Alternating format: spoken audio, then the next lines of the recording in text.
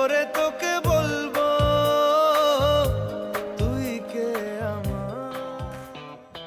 দেবকোয়েল জুটি একসময় তুমুল ঝড় তুলেছিল। পাগলু, পাগলু 2, মন মানে না, হিরোগিরি, রংবাজের মতো একাধিক সুপারহিট সিনেমা উপহার দিয়েছিলেন তাদের জুটি। উত্তম সুচিত্রা, প্রসেনজিৎ, ঋতুপর্ণা জুটির পরবর্তী সময়ে দেবকোয়েলকে সেই জায়গায় বসেছিলেন দর্শকরা। অনস্ক্রিনের সেই বন্ধুত্ব অফস্ক্রিনেও বজায় রয়েছে। সরস্বতী পুজোর দিন তার প্রমাণও মিলেছিল। সম্প্রতি সোনার কেল্লায় যক্ষের ধন মুক্তির বিষয়ে স্মৃতিচারণ করতে গিয়ে একটি সাক্ষাৎকারে কোয়েল মল্লিক ফিরে গেলেন মন মানে নার শুটিং দিনের স্মৃতিতে।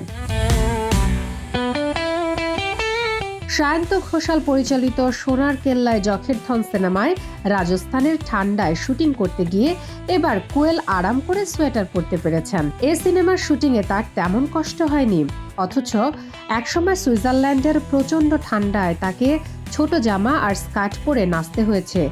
শরীর হিম হয়ে যায়, তবুও হাসতে হয়েছে। আহারে সময় কোথায় গেল সেদিন। ধীরে ধীরে বয়স হয়তো তাড়া করছে।